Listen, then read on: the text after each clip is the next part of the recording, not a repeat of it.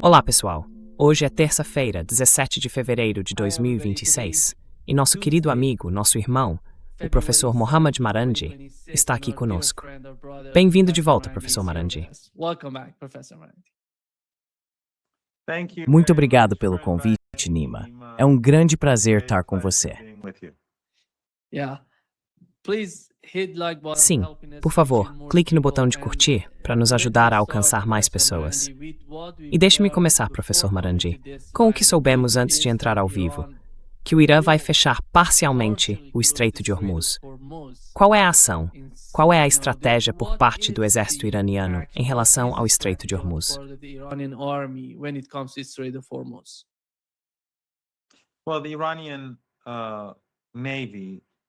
Bem, a Marinha Iraniana e a Guarda Revolucionária estão realizando uma manobra com munição real, então eles fecharam parcialmente o Estreito de Hormuz para conduzir essas operações. Eles estão usando algumas das armas que seriam empregadas contra os Estados Unidos e contra qualquer um ligado aos Estados Unidos. Qualquer entidade conectada a eles na região do Golfo Pérsico. Porque é preciso ter em mente, Nima, que todas as ditaduras familiares árabes no Golfo Pérsico são regimes despóticos. Não há liberdade no Catar para dizer qualquer coisa sobre o regime, e não há liberdade nos Emirados.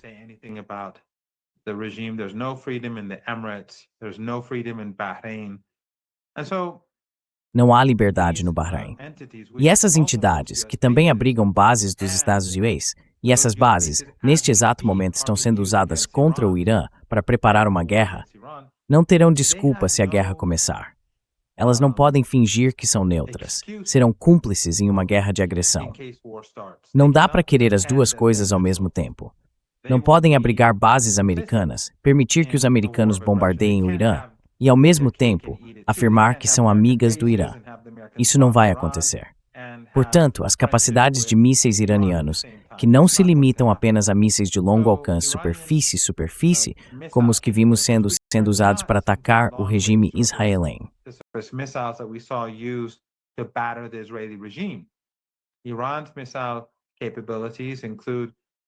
As capacidades de mísseis do Irã incluem mísseis superfície-mar, mísseis mar-mar, mísseis de curto alcance, mísseis de médio alcance e, é claro, centenas de milhares de drones posicionados para atacar ativos em toda a região do Golfo Pérsico e no Oceano Índico. Portanto, o poder de fogo iraniano é enorme, está espalhado e a vulnerabilidade dos potenciais adversários do Irã é extraordinária. Esta não é uma parte normal do mundo. Esta não é uma região comum. Está repleta de instalações de petróleo e gás, poços de petróleo e gás, está cheia de refinarias, está cheia de portos para exportação de petróleo e gás, importação de bens do Ocidente e toda a riqueza acumulada de diferentes partes do mundo. E então, há navios, petroleiros indo e vindo. E então, há o Estreito de Hormuz.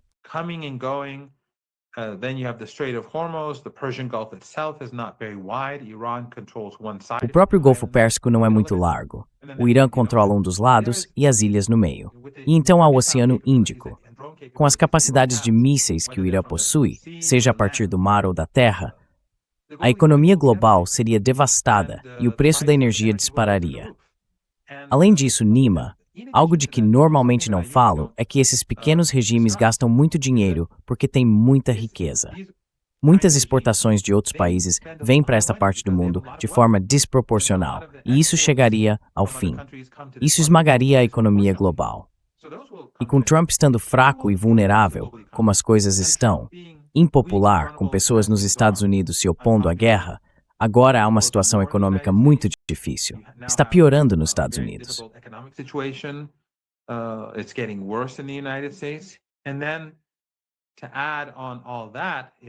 E então, para acrescentar a tudo isso, há, é claro, a exposição da classe Epstein ao povo americano, o encobrimento e a continuação do encobrimento.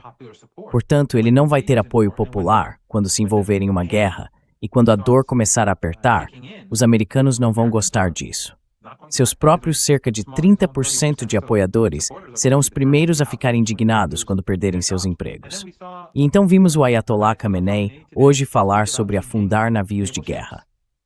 Essa não é uma situação que qualquer pessoa sensata nos Estados Unidos gostaria de ver se transformar em um conflito militar. Mas, novamente, Washington é controlada pela classe Epstein. Este é o regime Epstein. E as pessoas ao redor de Trump no Senado e na Câmara são pró-Israel acima de tudo. Elas não se importam com os Estados Unidos, nem com a economia global ou as economias europeias. Elas se importam com Israel. Você tá sem som, Nima. You're muted, Nima. Sim, Na verdade, nós estamos... Você ainda tá. sim. Member. Can you hear me, Professor Marandi? Yes. Yeah. Yes. Você pode me ouvir, professor Marandi? Sim, estamos testemunhando uma escalada sem precedentes entre os Estados Unidos e o Irã no Oriente Médio. Nunca vimos esse tipo de escalada antes. Há 2 porta-aviões, 15 destroyers na região, e eles estão levando muitas armas para lá. Por um lado, Donald Trump, que, como você sabe, anteriormente dizia não buscar uma mudança de regime no Irã, agora mudou sua retórica, sugerindo que talvez a mudança de regime seja a melhor opção. Qual é a resposta dos iranianos a essa mudança de discurso? De sem mudança de regime para vamos atrás de uma mudança de regime, para vamos nos preparar para uma nova guerra no Oriente Médio. Qual é a resposta iraniana a isso?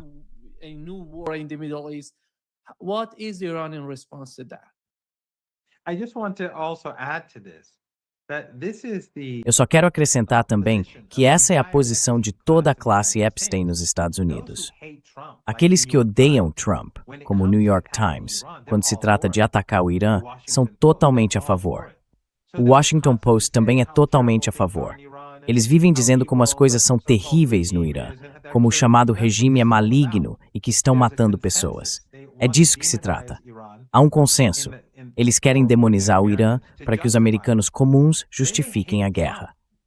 Então, podem odiar Trump, mas amam a guerra. Não é como se isso fosse uma questão sobre Trump. Essa é a classe Epstein. Este é um regime controlado por essa classe em particular. E eu acho que a coisa mais importante a se levar em consideração agora é que, enquanto os Estados Unidos estão divididos e o povo americano não quer guerra, eles não estão satisfeitos com esse regime. and the American people don't want war. They're not happy with this regime. They're not happy with the Epstein class, any part of it. Eles não estão satisfeitos com a classe Epstein, nenhuma parte dela. Eles desprezam todos, sejam democratas ou republicanos. São todos iguais. Seja o New York Times ou Washington Post, a Fox News ou a MSNBC, são todos iguais. Do lado iraniano, vimos 2 grandes encontros em todo o país, em 12 de janeiro e 11 de fevereiro. Em 12 de janeiro, após os tumultos dos dias 9 e 10, nos quais 3.117 pessoas morreram, incluindo centenas de policiais, tratou-se de uma conspiração lançada e executada por agências de inteligência dos Estados Unidos e de Israel, provavelmente junto com o MI6 e talvez os franceses. Sabemos disso pelo secretário do Tesouro dos Estados Unidos, que disse: planejamos derrubar a moeda para levar as pessoas às ruas. Currency to bring people to the streets, and then we saw Pompeo, Mossad. E então vimos Pompeo, o Mossad e os canais 13, 14 e 15 em Israel, todos afirmando que o Mossad estava envolvido, que a CIA estava envolvida e que armas foram trazidas por agências de inteligência estrangeiras para matar centenas de policiais e agentes de segurança. Então isso foi uma conspiração. E naquela época, Trump falava em atacar o Irã. Em 12 de janeiro, milhões foram às ruas, cerca de 3 milhões em Teherã. E então, a mesma mídia ocidental, essa mídia Epstein, tentou dizer que era IA que era fabricado. Mas havia imagens de helicópteros sobre o comício em Teherã, que era incrivelmente enorme.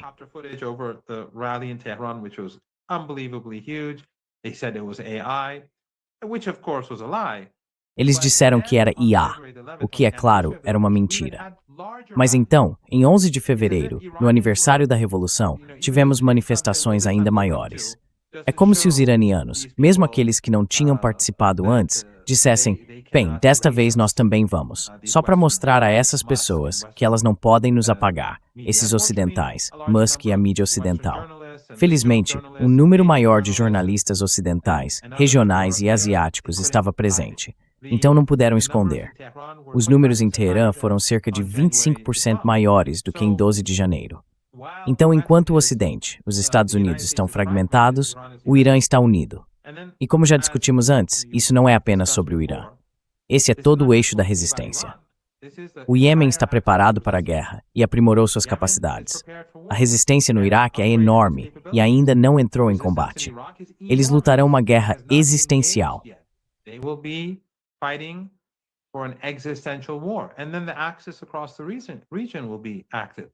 E então, o eixo em toda a região estará ativo. Portanto, isso não é algo que os Estados Unidos possam controlar apenas com poder aéreo. Há atores demais, e no terreno eles têm uma vantagem numérica enorme. Não há nada que um país como o Catar, com uma população de apenas 350 mil cidadãos com passaporte, possa fazer. Nem os Emirados e suas elites corrompidas. As primeiras pessoas a fugir serão os líderes dessas pequenas ditaduras familiares árabes. Eles voarão para suas mansões na Europa e nos Estados Unidos. Para o Irã, isso será uma guerra existencial. Para os atores da resistência, será uma guerra existencial. O povo do Irã está unido, e podemos ver qual é a situação nos Estados Unidos. De qualquer forma que se olhe, isso não terminará bem para os Estados Unidos, e definitivamente não terminará bem para Trump. Mas não sei se respondi a sua pergunta. I don't know if I answered your question, though. A pergunta foi direcionada, professor Marandi, à resposta do Irã aos Estados Unidos. Mas o senhor mencionou que, sim, o senhor respondeu a isso.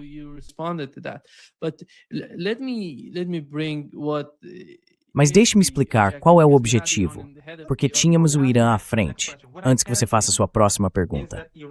O que posso dizer, Nima, é que desde a Guerra de 12 Dias, o Irã vem se preparando.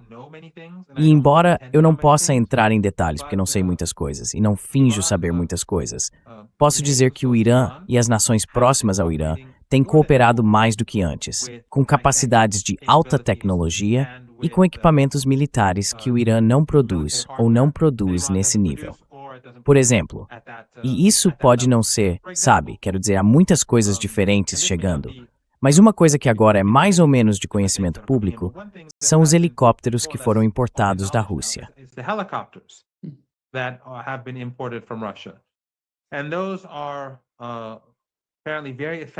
E esses são aparentemente muito eficazes contra drones.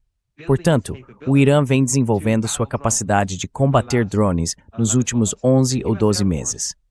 Qualquer guerra conduzida pela Força Aérea dos Estados Unidos será muito cara, e eles serão muito vulneráveis. Mas uma grande parte disso envolverá drones, e os iranianos estão trabalhando em suas capacidades para lidar com eles. E é claro, durante os 4 anos de guerra na Ucrânia, muita experiência foi adquirida pelos russos. Assim, muitas dessas capacidades, e outras que os russos e os chineses possuem, foram incorporadas às do próprio Irã. O Irã comprou as armas, os sistemas e os equipamentos de que precisava. Weapons and weapon systems and equipment that it needs. And of course, Iran is upgrading its own technology. E claro, o Irã está aprimorando sua própria tecnologia. Suas capacidades de mísseis provavelmente estão entre as 3 melhores do mundo, e o país está trabalhando em precisão, carga útil e manobrabilidade. Portanto, será mais difícil para os adversários do Irã. E agora, o Irã tem a capacidade de lançar mísseis de muito mais lugares do que antes. Ele terá muito mais margem de manobra do que no passado, aumentando sua capacidade. Assim, enquanto os americanos trazem suas próprias capacidades, os iranianos estão aprimorando as deles. Mas no fim das contas, Nima, como eu te disse, esta é uma região muito sensível, como uma loja cheia de equipamentos extremamente delicados. Very sensitive hardware. And a fight in that shop can destroy everything. Uma briga naquela loja poderia destruir tudo ali e causar enormes danos. Esses danos não ficariam contidos à loja. Criariam uma crise mundial, do sul da América Latina ao norte da Europa, da ponta sul da África até a Nova Zelândia. Todos seriam afetados. E todos saberiam que foi Trump quem provocou essa crise. Um dos motivos pelos quais os iranianos estão negociando é que se Trump agir de maneira sensata e razoável, pode haver um acordo. Não estou dizendo que seja provável, porque os iranianos já afirmaram que não farão concessões sobre mísseis ou suas alianças, e que não abrirão mão do direito de enriquecer urânio. Alliances, or they're not going to give up their right to enrich uranium. But the second reason is that Mas o segundo motivo é que os iranianos querem que a comunidade internacional saiba que se e quando essa catástrofe acontecer, vocês saberão quem culpar. Vocês saberão quais senadores nos Estados Unidos estavam pedindo guerra. Saberão quais jornalistas estavam pedindo guerra. Procurem por eles. Guardem seus nomes. Saberão quais líderes políticos estavam pedindo guerra. Quando vocês perderem seus empregos, quando perderem suas casas, quando não conseguirem mais encontrar os materiais de que precisam para se sustentar, então começarão a pensar em quem trouxe isso sobre vocês. Portanto, os iranianos estão negociando para garantir que todos saibam quem é o culpado pelo que quer que aconteça. who's to blame for whatever happens. Então, quando se trata da resposta iraniana, professor Marandi, me corrija se eu estiver enganado, pelo que entendo, o Irã responderia de uma forma diferente. Sabe, em comparação com o que aconteceu durante a Guerra de 12 Dias, a estratégia por parte dos iranianos mudou de forma bastante drástica. Quais são essas mudanças e como o Irã reagiria se os Estados Unidos começassem a atacar? Eles vão se conter e pensar em uma resposta mais calculada. E Sari da Story está faca-alvo na região. Well, it's going to be an all-out war. And Bem, vai ser uma guerra total, isso é certo. Mas o que estávamos discutindo há algumas semanas é que, ao realizar essa manobra no Estreito de Hormuz, eles estão basicamente dizendo a mesma coisa que temos dito há semanas. Isso não vai ser apenas sobre o Irã e os Estados Unidos. O Irã não vai simplesmente atacar bases militares ou bombardear seus ativos ou navios. O Irã vai garantir que todas as entidades no Golfo Pérsico que colaboraram com os Estados Unidos paguem um preço. Todos são cúmplices, não podem fingir que não são. E esses regimes, como já disse em várias ocasiões, não vão durar. O Bahrein não vai durar. Nenhum deles vai durar. Eles são impopulares, são a minoria em seus próprios países. They're unpopular. They are the minority in their own country. There are millions of foreign workers who are treated often as Há milhões de trabalhadores estrangeiros que muitas vezes são tratados como escravos ou servos contratados. E isso ocorre com impunidade. Isso não terminará bem para os Estados Unidos. Será uma guerra total para o Irã. O Irã atacará com muita força desde o início e todas as opções estarão sobre a mesa para o Irã. Não será apenas uma questão militar. Qualquer coisa que esteja no interesse dos Estados Unidos será um alvo legítimo. Qualquer coisa. Nem precisa ser propriedade dos Estados Unidos. Qualquer coisa que seja de interesse dos Estados Unidos, seja no Cáucaso, no Golfo Pérsico ou no Mar Vermelho. E devemos lembrar que o Iêmen travou uma guerra de 7 semanas com os Estados Unidos. Como isso terminou? Os Estados Unidos venceram essa guerra ou tiveram que recuar? As capacidades do Irã são muito maiores do que as do Iêmen. E desta vez, o Iêmen também fará parte da guerra. And then this time around, Yemen is also going to be a part of the war. And Yemen today is not the Yemen of a year ago. They've been preparing. E o Iêmen de hoje não é o mesmo de um ano atrás. Eles têm se preparado. Todos têm se preparado. Não são apenas os americanos que estão trazendo armas. Nossos recursos já estão aqui, porque este é o nosso território.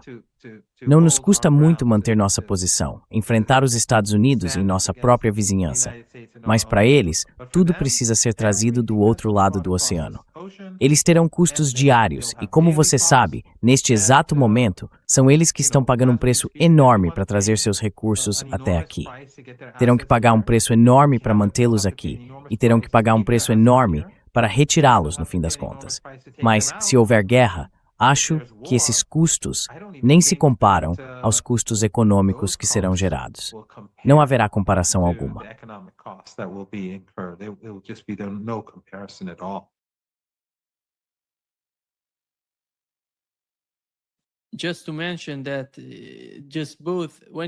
Só para mencionar, quando você fala sobre o Iêmen e o Irã trabalhando juntos, isso envolveria cerca de 20% do uso global de petróleo, passando pelo Estreito de Hormuz, e 25% do GNL pelo mesmo estreito. Depois, combinado com Bab al-Mandab, no Mar Vermelho, isso representa cerca de 12% do petróleo transportado por via marítima. Esses são números enormes.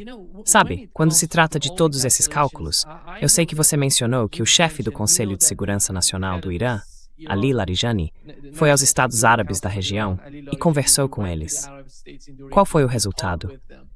Eles entendem a escala e a gravidade de uma guerra dessas no Oriente Médio contra o Irã e como eles próprios poderiam ser afetados, até mesmo destruídos, por uma guerra assim.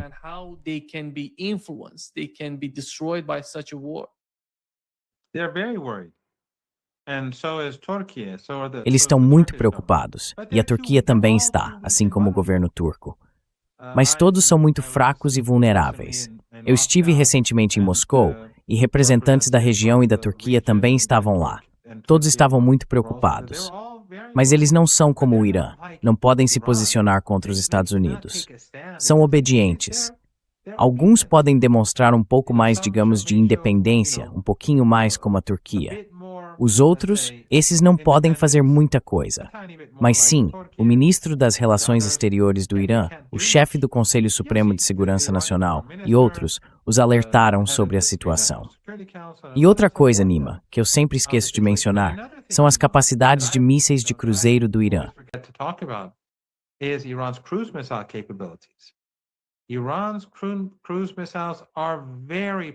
Os mísseis de cruzeiro do Irã são muito precisos e podem atingir alvos em toda a região. Eles não foram usados contra Israel, contra o regime israelense, porque Israel fica muito distante. Mas todos os alvos potenciais e ativos estratégicos do Irã nesta região podem ser destruídos com esses mísseis de cruzeiro. Portanto, não se trata apenas de mísseis de longo, médio ou curto alcance, ou de drones. Não se trata apenas de mísseis superfície e navio. Trata-se também da enorme capacidade de mísseis de cruzeiro que os iranianos possuem e irão empregar. O arsenal é imenso. Não estou subestimando nem ignorando o poder de fogo dos Estados Unidos. Os Estados Unidos são um regime monstruoso e estão dispostos a cometer qualquer crime.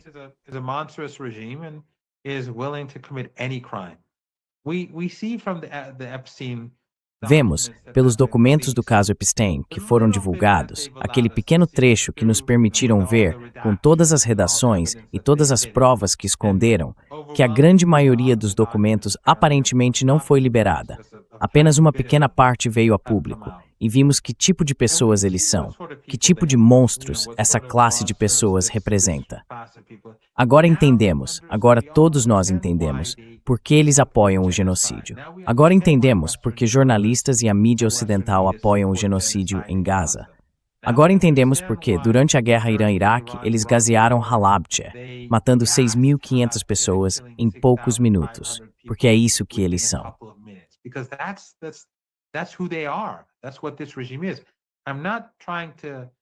É isso que esse regime é.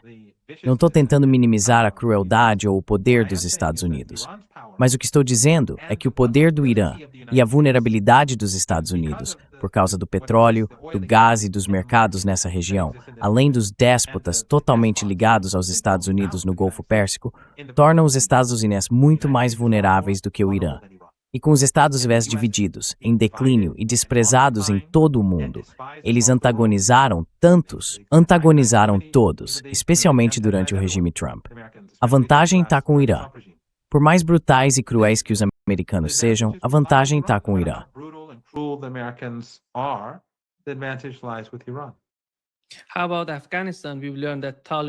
E quanto ao Afeganistão? Ficamos sabendo que o Talibã está dizendo que se algo acontecer, eles vão apoiar o Irã, que ficarão contra os Estados Unidos. E sabemos que depois da Rússia, o Irã está em processo de reconhecer oficialmente o governo do Talibã no Afeganistão. Qual é a situação atual entre o Irã e o Afeganistão? Como o Irã vê o Afeganistão nesse tipo de cenário? Uma guerra entre o Irã e os Estados Unidos.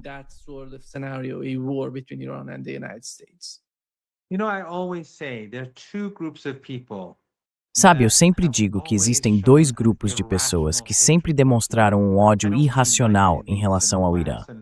Não estou falando das elites no Ocidente, nem das pessoas sob a influência da mídia ocidental. Um deles é a esquerda tradicional, no Ocidente. Eles apoiariam Saddam Hussein, mas se for algo relacionado ao Irã, serão contra.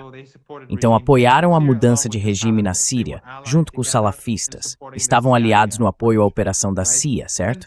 E o segundo grupo são os salafistas.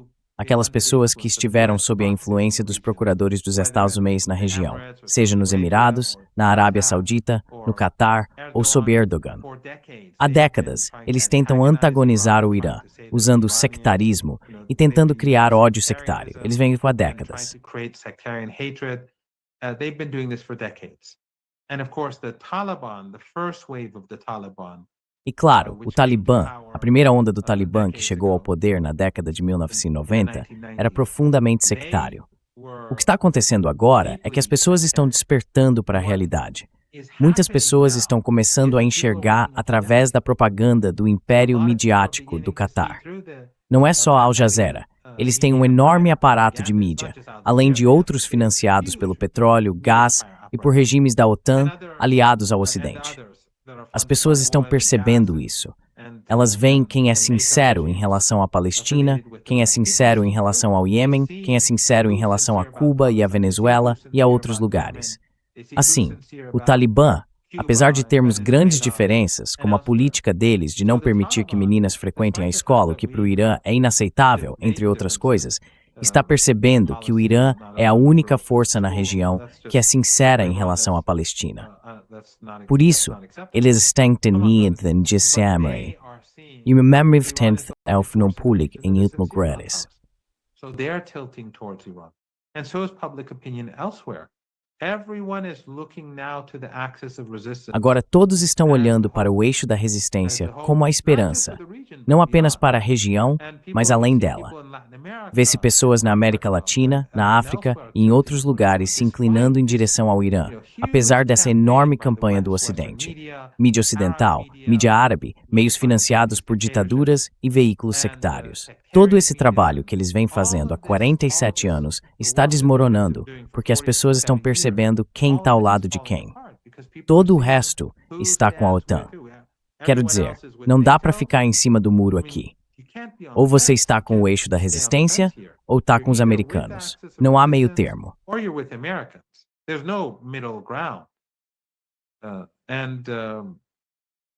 Nenhum desses países ajudou os palestinos. Eles tentaram por anos, décadas, fazer os palestinos odiarem o Irã. Eu vi isso com meus próprios olhos.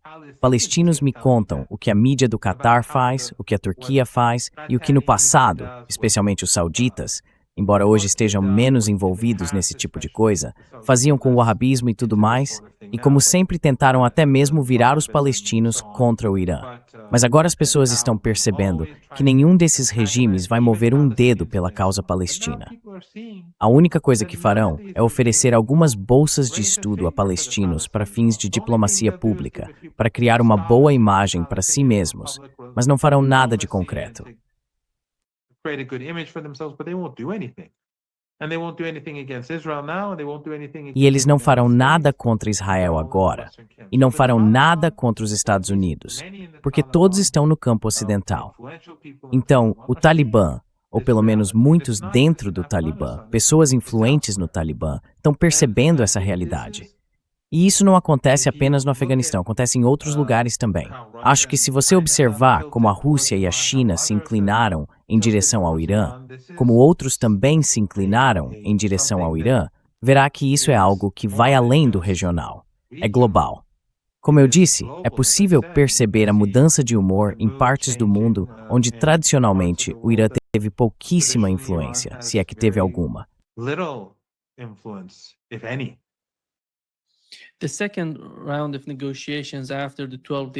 A segunda rodada de negociações após a Guerra de 12 Dias foi concluída em Genebra. Mais uma vez, tivemos os omanenses mediando conversas indiretas entre os Estados Unidos e o Irã. Até agora, pelo que ouvimos, parece que eles já estão falando sobre uma terceira rodada de negociações.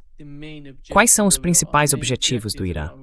Sabemos que Netanyahu está fazendo tudo o que pode para influenciar as negociações entre o Irã e os Estados Unidos. Ele tem divulgado declarações sobre o programa iraniano de mísseis balísticos e o apoio do Irã ao eixo da resistência, dizendo que isso é inaceitável. Mas, pelo que sei, esses são pontos inegociáveis para os negociadores iranianos. Qual é a sua opinião sobre isso?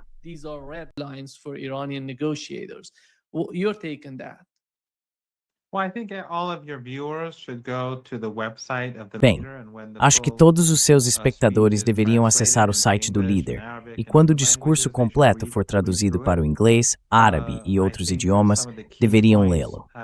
Acho que alguns dos pontos principais já foram compartilhados nas redes sociais. Claro, as contas dele sofrem forte shadow ban, então as pessoas precisam verificá-las por conta própria.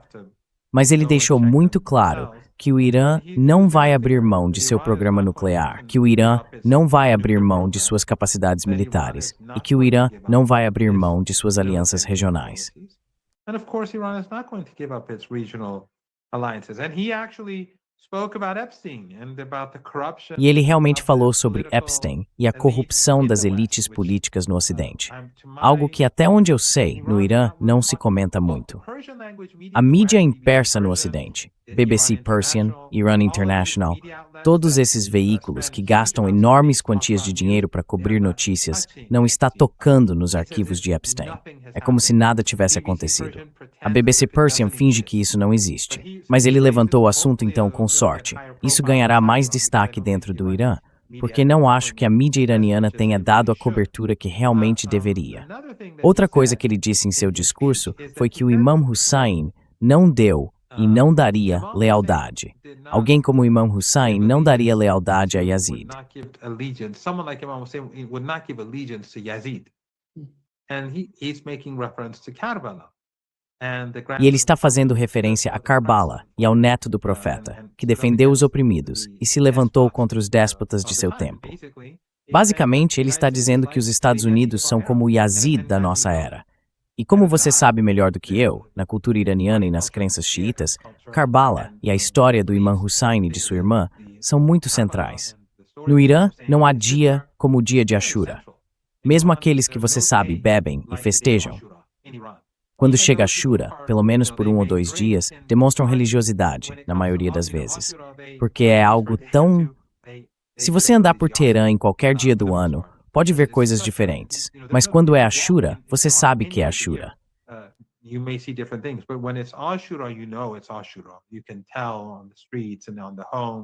Você pode ver isso nas ruas, nas casas, nas bandeiras, nas casas das pessoas e assim por diante. Então ele está falando sobre isso e basicamente dizendo, nós nunca vamos nos submeter a vocês. Isso não vai acontecer. E assim, essa cultura de Ashura, essa cultura de resistência, como o general Soleimani disse certa vez, de forma famosa, nós somos a nação do Imam Hussein. Isso é algo que os americanos não conseguem compreender. E por que a classe Epstein entenderia isso? Eles não têm nenhuma noção de espiritualidade. Os jornalistas do Wall Street Journal, do New York Times ou do Washington Post, eles são empregados da classe Epstein. E eles também ou não têm noção disso, ou não têm capacidade de expressar ou seguir essa linha de pensamento.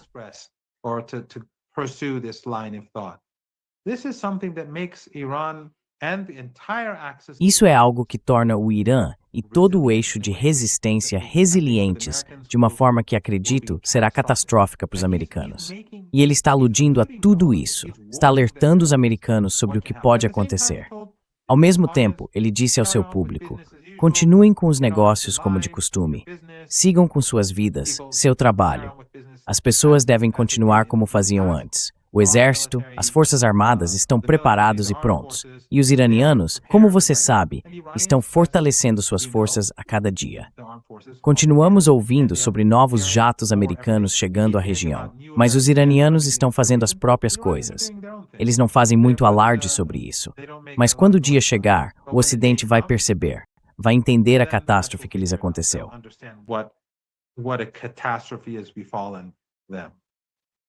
Professor Marandi, do you think that Professor Marandi, O senhor acha que quando se fala na turma de Epstein, basicamente está dizendo que Netanyahu é capaz de ter muita influência sobre Donald Trump, não apenas por causa de Epstein, mas por causa de toda a cultura que existe ali e de toda a força da qual Epstein faz parte? O panorama geral é muito maior do que o que estamos discutindo. Mas como o senhor vê a influência que Netanyahu exerce sobre Donald Trump nessas negociações? Well, there's a lot of talk about Netanyahu. Bem, sabe, há muita conversa sobre o Netanyahu provavelmente ter muita coisa comprometedora sobre o Trump. Não sabemos. Mas o que podemos supor a partir dos arquivos de Epstein é que, como a maior parte dos arquivos está sendo escondida, muito do material essencial está censurado. E o pouco que vemos é horrível. Acho que isso abriu um grande buraco no poder das elites do Ocidente. Essas elites que estão acima da política, o verdadeiro poder, os oligarcas, são eles que tomam as decisões. E eles são sionistas. Para entrar no clube, você tem que ser como eles, tem que imaginar fazer o que eles fazem. Mas são eles que têm o poder de verdade. Os partidos políticos, trabalhista e conservador, democrata e republicano, tudo isso é apenas uma piada. MSNBC e Fox News, quando você olha bem, estão todos no mesmo jogo. When you look, they're all in it. They're all in the club. Eles estão todos no mesmo clube. E aqueles que trabalham para eles são apenas empregados. Sejam presidentes, primeiros ministros ou parlamentares, não importa. O simples fato de que todos ficam em silêncio sobre isso, de que não contam a história completa, de que tentam fingir que os russos estão envolvidos, você sabe, a mídia dizendo coletivamente que Epstein é um espião russo, e ninguém acredita nisso. Mas isso apenas mostra o quão poderosa é essa classe de Epstein.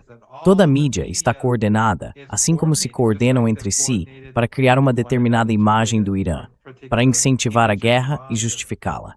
O mesmo acontece em relação à Rússia. O mesmo acontece quando se trata de desviar a atenção de Israel, de Epstein ou da Rússia.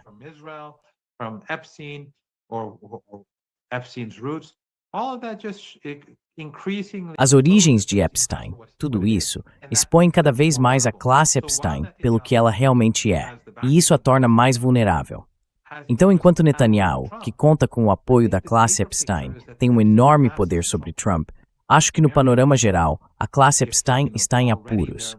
O povo americano, veja bem, já está começando a mostrar sinais de verdadeira dissidência, de verdadeira raiva, de verdadeira fúria surgindo. E estamos vendo a popularidade de Trump despencar. E então, se houver guerra, todos saberão do que se trata essa guerra. E quando essa guerra atingir os americanos, então acho que a classe Epstein estará em sérios apuros. Acho que essa guerra não terminará bem para o regime israelense. Não me entenda mal, Nima, você me conhece. Eu não apoio a guerra. Eu não quero guerra.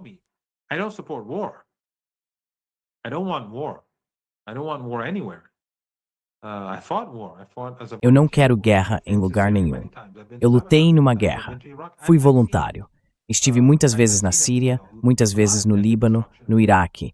Vi muita morte e destruição ao longo dos anos. Mas no fim das contas, se houver guerra, nós perseveraremos. Venceremos essa guerra e garantiremos que os Estados Unidos sejam derrotados. Estou bastante confiante de que isso marcará o fim do Império Americano. Talvez até algo pior para eles. Mas não há a menor chance de que os iranianos permitam que os americanos levem a melhor. Esta é uma guerra pela nossa sobrevivência. É uma guerra entre o Irã e o eixo da resistência, e a classe Epstein e o regime Epstein. E não há a menor chance de que o Irã os deixe levar a melhor.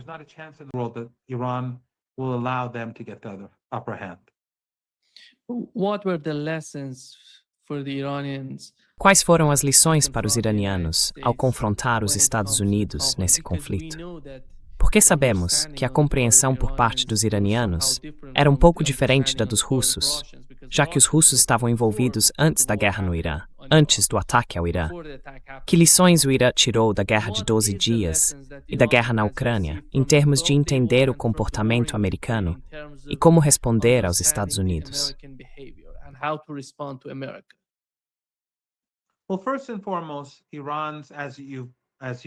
Bem, antes de tudo, como você mencionou anteriormente, quando estávamos com Larry, eu destaquei que um comandante sênior iraniano disse que a doutrina do Irã mudou completamente de defensiva para ofensiva.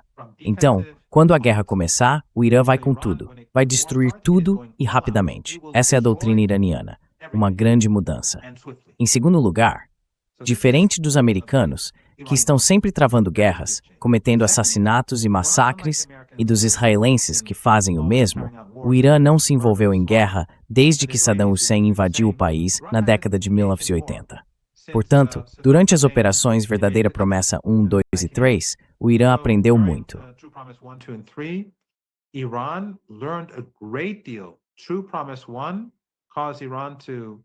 A Verdadeira Promessa 1 tornou o Irã muito mais eficaz na Verdadeira Promessa 2. E se não fosse pela Verdadeira Promessa 2, a Verdadeira Promessa 3 não teria pressionado o regime israelense a buscar um cessar-fogo. Então, de certo modo, nossos inimigos nos ajudaram a aprender como usar nossas novas tecnologias e equipamentos de fabricação iraniana. Durante a Guerra de 12 Dias, o Irã aprendeu sobre todas as suas fraquezas e forças, e vem trabalhando nelas desde então. E como você sabe, o verdadeiro poder do Irã não é direcionado ao regime israelense. O regime israelense não representa uma ameaça para o Irã. É um regime pequeno, completamente dependente do Ocidente para sua própria existência.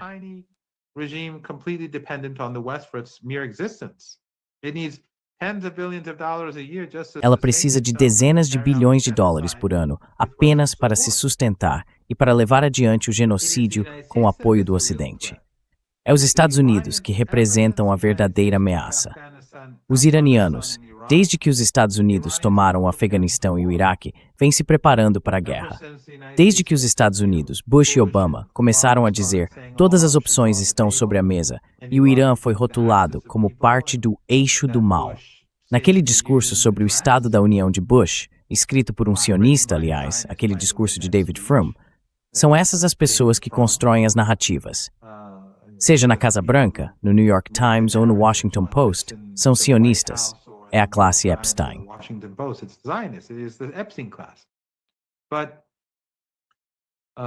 Mas os iranianos vêm se preparando com mísseis de médio alcance, bases subterrâneas em toda a região do Golfo Pérsico e do Oceano Índico, mísseis de curto alcance, drones e uma marinha projetada para guerra assimétrica. O Irã vem se preparando para uma guerra com os Estados Unidos há pelo menos 2 décadas e meia. Portanto, o poder de fogo que o Irã pode direcionar contra os Estados Unidos é infinitamente maior. E, novamente, quando digo Estados Unidos, não estou falando de alguns navios ou algumas bases. A verdadeira vulnerabilidade deles surge quando a economia entra em declínio. Alguns americanos, quando conversam comigo, dizem, bem, somos autossuficientes em energia. Mas quando os preços disparam, é o consumidor quem paga. Alguns bilionários vão lucrar, mas a economia dos não entrará em colapso.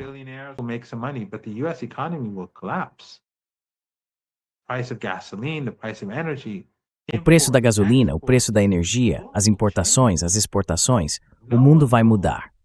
Ninguém será poupado. Será uma situação catastrófica. E então veremos pessoas em movimento. Se americanos e europeus já estão preocupados com imigração e refugiados agora, imagine como será quando dezenas de milhões de pessoas da América Latina, da África e da Ásia estiverem se deslocando em direção a lugares que também estão em colapso. Mas ainda assim, elas se moverão porque sentirão que precisam ir para algum lugar. Então, para onde irão? Irão para a Europa e para os Estados Unidos. Os belicistas estarão criando uma crise sem precedentes, que não serão capazes de administrar.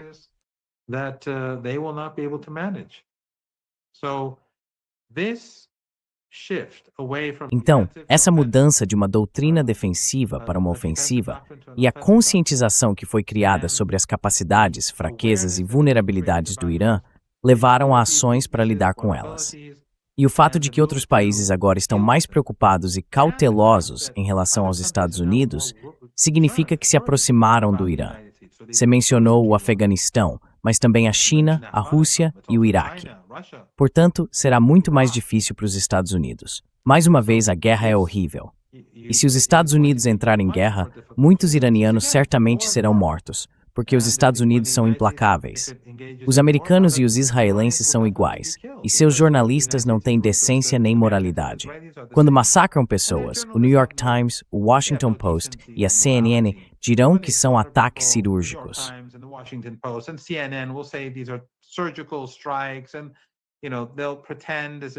E você sabe, eles vão fingir. Assim como durante a Guerra de 12 Dias, quando os israelenses estavam massacrando famílias e derrubando prédios residenciais. Diziam que eram ataques aéreos fantásticos e que tinham reunido informações de inteligência, como se as casas de pessoas comuns fossem algum tipo de segredo. Mas eles não se importavam com as crianças, porque esta é a mídia da classe Epstein. Eles são controlados pelos Epsteins do mundo. Então, tenho certeza de que muitos serão mortos se houver uma guerra. E tenho certeza de que a mídia ocidental vai fingir que todos esses são ataques cirúrgicos, quando na verdade serão, em sua maioria, pessoas inocentes, porque é uma guerra de agressão. Mas a vulnerabilidade dos Estados Unidos em nossa região é tal que o dano causado aos Estados Unidos e a todo o Ocidente simplesmente não pode ser calculado. I think many of our audience would be amazed. Acho que muitos em nosso público ficariam surpresos. Sei que a maioria deles não sabe persa, nem acompanha a mídia iraniana dentro do Irã. Eles ficariam surpresos, porque na mídia iraniana quase não se fala sobre Israel ou sobre o quão poderoso Israel é. Ninguém está focado em Israel em termos militares ou algo do tipo, mas tudo que se ouve da mídia israelense é sobre o Irã e suas capacidades.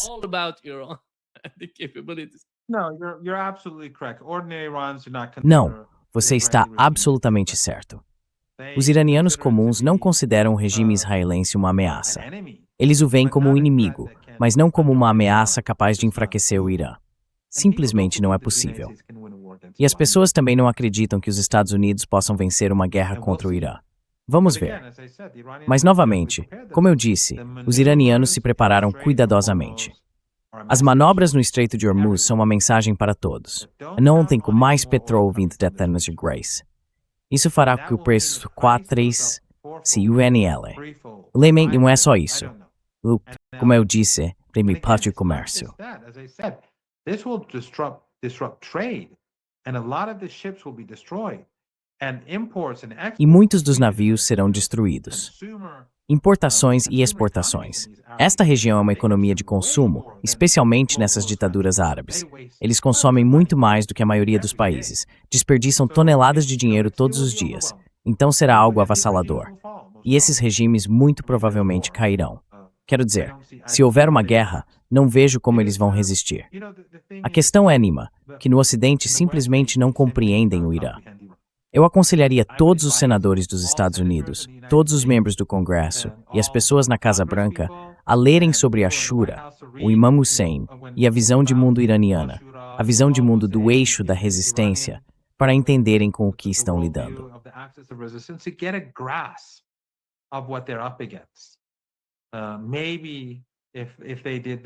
Talvez, se eles fizessem isso, haveria mais sanidade. Mas, novamente, a classe Epstein manda neles. Então teremos que ver. Como eu disse, tudo está desmoronando no Ocidente. Dá para ver acontecendo bem diante dos seus olhos. O mundo inteiro está falando sobre isso. As pessoas no Ocidente estão despertando.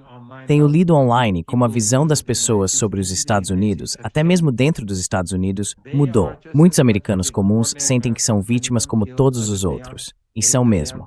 Eles estão despertando para essa realidade. Então, se Trump pressionar, ele só vai ampliar essas rachaduras muito rapidamente.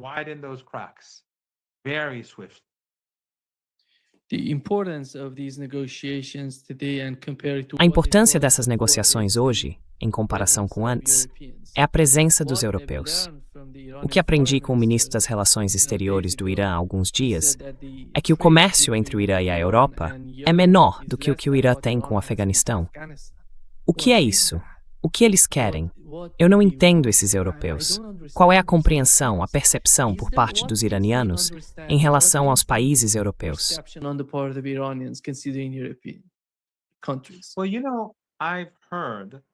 Bem, Sabe, ouvi dizer que o ministro das Relações Exteriores é ainda mais duro do que o Dr. Bulgari era quando estava à frente das negociações. E os europeus, eles não têm status algum. Queimaram todas as pontes com o Irã, com a Rússia, com a China. Os americanos não os respeitam. Eles perderam seu lugar na mesa de negociações. Não nos importamos mais com eles. Eles não são importantes para nós, como você apontou corretamente. A ajuda que fornecemos ao Afeganistão e o comércio que realizamos com o Afeganistão são muito mais amplos do que com os europeus. E há algumas semanas, tenho certeza de que você se lembra, o ministro das Relações Exteriores do Irã deu uma resposta dura à chanceler alemã quando ela publicou um tweet anti-iraniano. Ele respondeu, rebateu com força e basicamente a ignorou.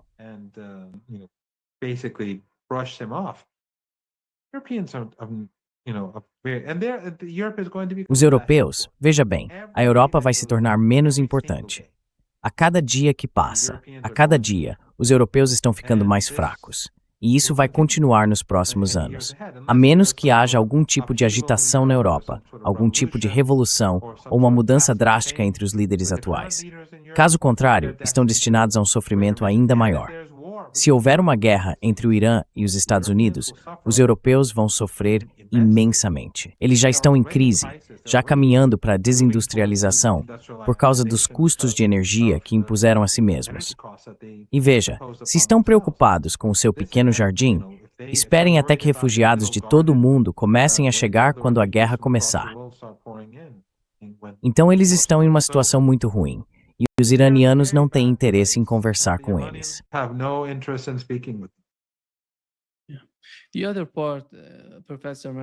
Sim. A outra parte, professor Marandi, que foi mencionada pelo ministro das Relações Exteriores do Irã em Doha, é que o núcleo, o centro do conflito entre o Irã e os Estados Unidos é o que está acontecendo na Palestina e em Gaza. Sabemos que Israel está bombardeando o Líbano, não apenas Gaza e a Cisjordânia.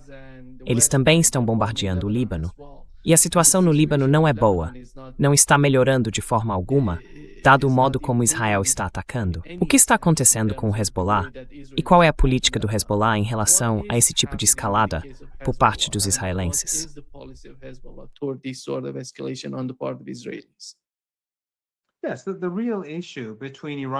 Sim, a verdadeira questão entre o Irã, os Estados Unidos e o regime israelense é a Palestina. Sempre foi sobre a Palestina. Nunca foi sobre o programa nuclear. Nunca foi sobre, sei lá, terrorismo ou direitos humanos. Quero dizer, vamos lá, o establishment israelense e direitos humanos é uma piada. Nunca foi sobre nenhuma dessas coisas. Sempre foi sobre o apoio do Irã aos movimentos de libertação, sobre a independência do Irã e sobre o mais importante de todos os movimentos de libertação, a Palestina, o povo palestino. E é só o Irã que se importa com a Palestina. É apenas o eixo da resistência.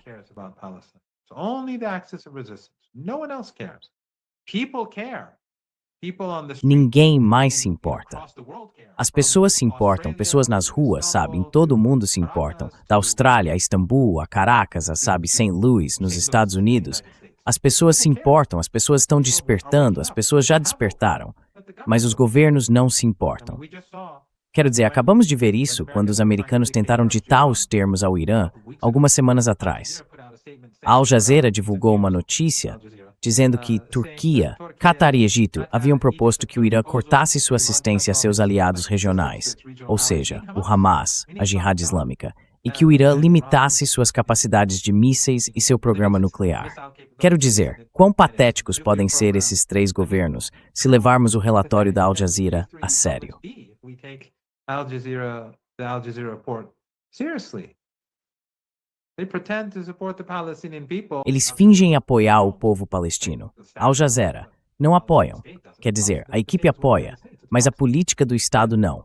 O Estado está com os Estados Unidos. É um intermediário. Ou a maior parte da equipe, o pessoal comum, mas as pessoas no topo, essas não se importam.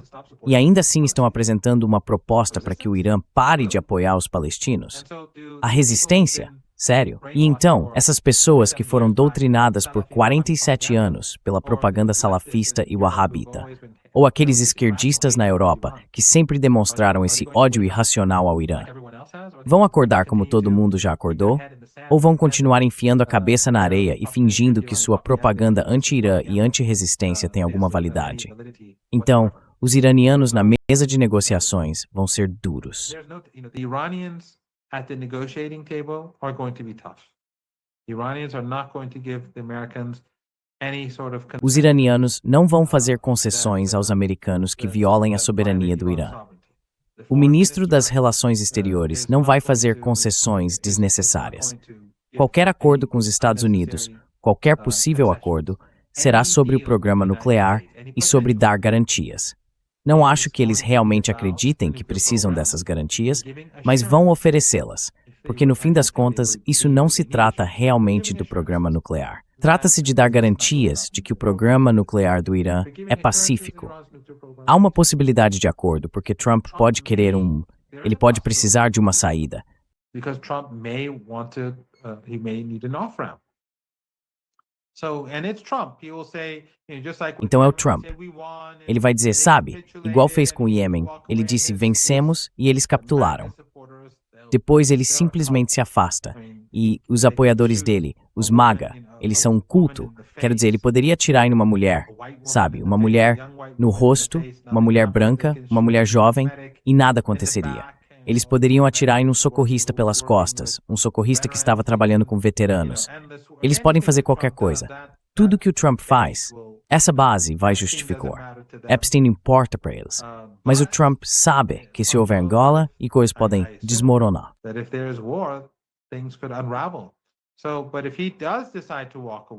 Mas se ele decidir recuar, se for sensato bastante para não se envolver em uma guerra, então ele pode simplesmente, dizer eu venci, como aconteceu com o Iêmen, e sua base ficará satisfeita.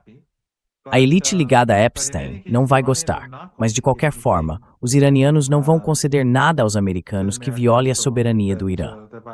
Aliás, quando o Irã insistiu que as negociações acontecessem em Omã, e agora mesmo, como você bem observou, as negociações de Malta-Lamgard de Torstein Hinge, Orvokvon, o beijo ordível nada for de bastins aracanhos e aninhos, no memar e o strength there. Isso é small.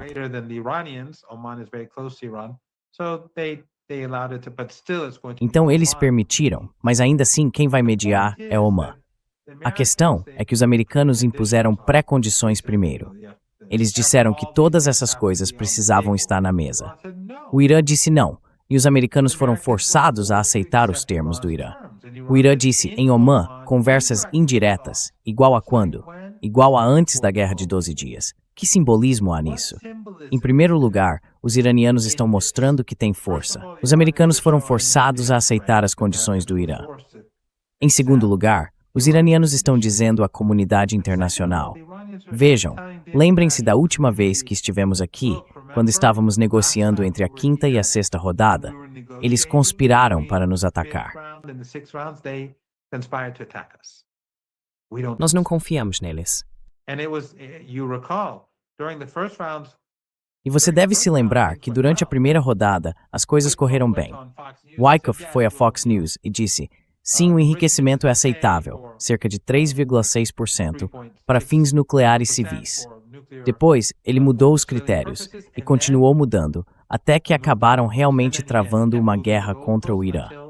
Então, ao fazer isso, o Irã está lembrando o mundo de onde estávamos da última vez e de que simplesmente não confiamos nos Estados Unidos.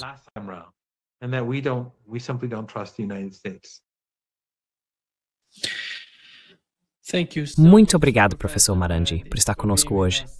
Um grande prazer, como sempre. É uma grande honra. Muito obrigado por me receber.